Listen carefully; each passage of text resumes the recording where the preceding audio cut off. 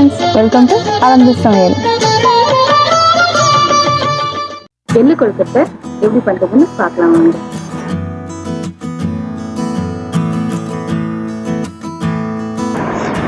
எள்ளு நல்லா நான் ஃப்ரை பண்ணி எடுத்து வச்சுக்கலாம்.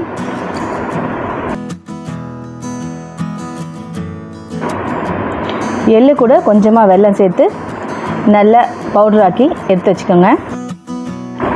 பச்சரிசி மாவு எடுத்துக்கோங்க. நான் 250 கிராம் எடுத்துருக்கேன். கொஞ்சம் உப்பு, கொஞ்சம் எண்ணெய், நல்லா சுடு தண்ணி கொஞ்சம் கொஞ்சமாக மிக்ஸ் பண்ணி நல்லா மாவை பிசைஞ்சு வச்சுக்கோங்க.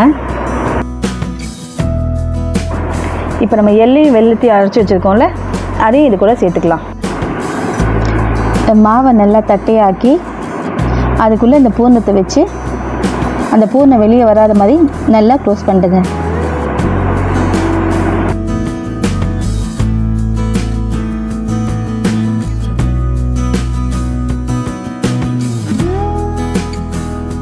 இட்லி தட்டு வச்சு அந்த தட்டில் எல்லாம் நல்லா ஆயில் தடவிடுங்க. வச்சு வச்சுருக்கிறத எடுத்து அதில் வச்சுடுங்க.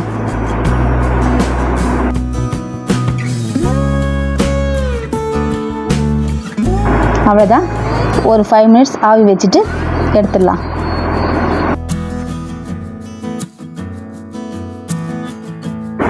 நம்ம எள்ளு கொழுக்கட்டை ரெடி ஆகிடுச்சு.